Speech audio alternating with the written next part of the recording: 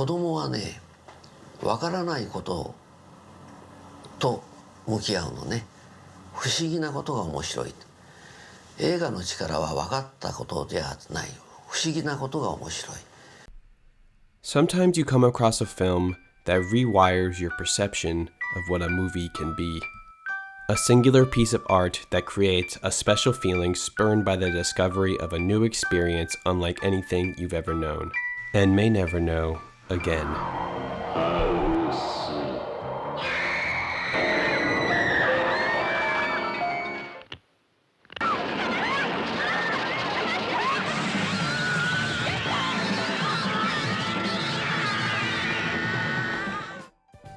Please entertain my hyperbole for a second, and let me explain to you why I think Nobuhiko Obayashi's 1977 horror flick, Hausu,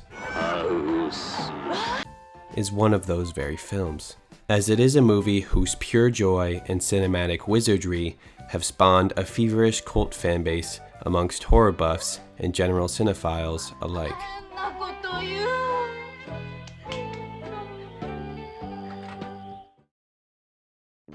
The story of Hausu's conception is legendary. Major Japanese film studio Toho wanted to make a film that recreated the mass sensation of Steven Spielberg's Jaws, and hired Obayashi to do their bidding. It's an almost unbelievable origin story for anyone that's actually seen Hausu. For a film that was meant to be a response to what was arguably the first Hollywood blockbuster, Hausu seems to reject Hollywood conventions at almost every turn.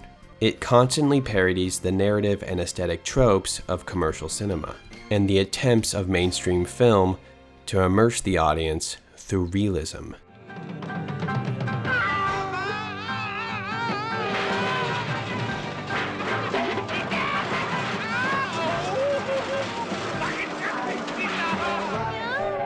The plot of Hausu is simple.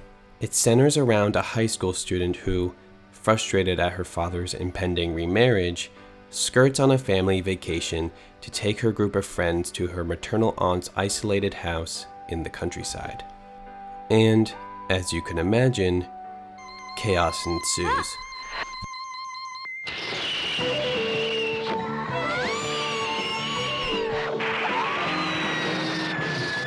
Throughout Hausu, director Obayashi revels in the illusion of cinema.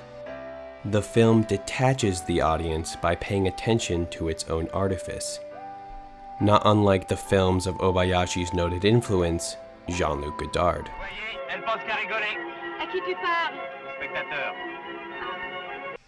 But the radical style of French New Wave directors was political, in that they often sought to expose the illusory nature of commercial filmmaking and its obfuscation of what was to them dangerous capitalist ideology.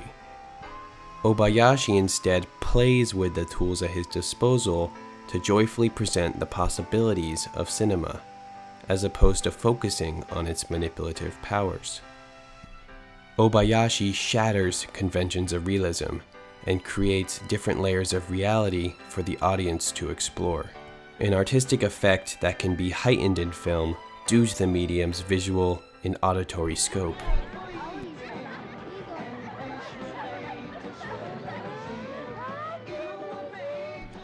And as a result, Obayashi created a one-of-a-kind film, a movie that's as funny as it is haunting, and as loving as it is confounding.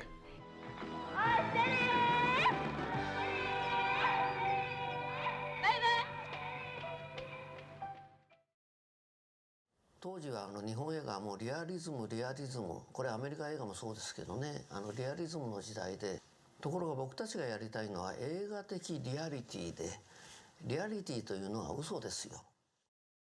Obayashi got his start in experimental films and commercials, thus making him an interesting choice by Toho for their would-be box office smash.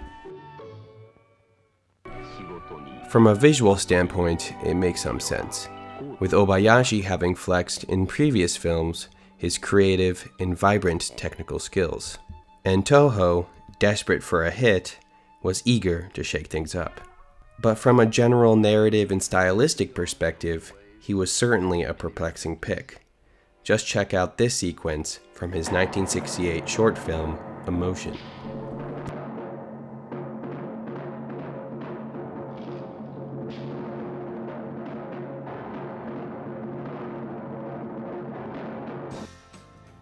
It shouldn't come as a surprise then that House often parodies many of the Hollywood and commercial filmmaking conventions that Obayashi was hired to replicate. The movie's awareness of its own tropes suggests a detachment between the movie's reality and the audience's reality.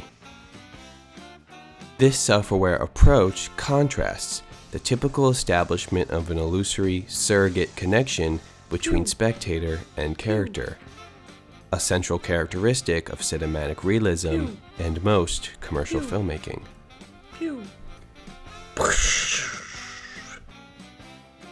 In contemporary film culture, it's become a trend and gimmick to be self-referential. But back in 1977, it was not often seen outside of art house films. And combined with the fact that, again, House was supposed to replicate the success of one of the biggest movies of all time, such acts of self-reflection adds an even higher degree of subversion.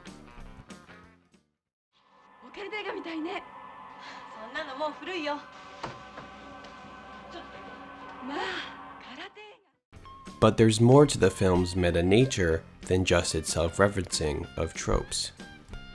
House takes great pleasure in breaking narrative immersion by calling attention to its own filmmaking technique.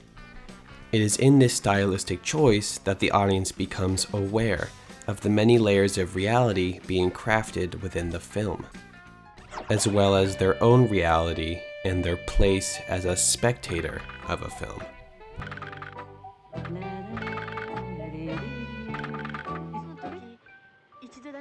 One of my favorite scenes in House happens during the train ride. While on board, there's a flashback presented as if it was an old silent film. Simple enough. But what's so special about this scene, other than it being a brilliant piece of predominantly visual filmmaking, is that it's as if the characters are experiencing the flashback with the audience, narrating and commenting on it as it progresses.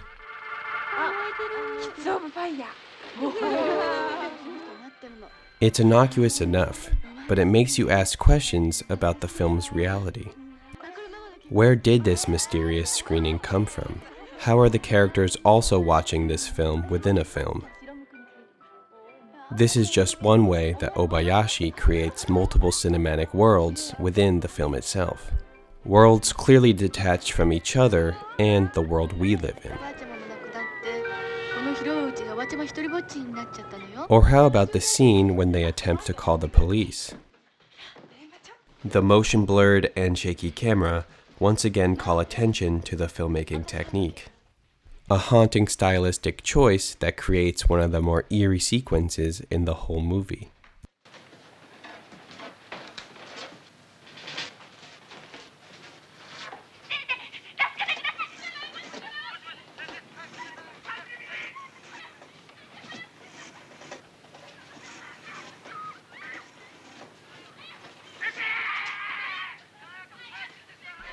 Gorgeous picks up the phone to hear blood-curdling screams from what sounds like the main characters in Mr. Togo, seemingly from a moment in the movie that hasn't happened, and are thus uncannily familiar noises from an unfamiliar space.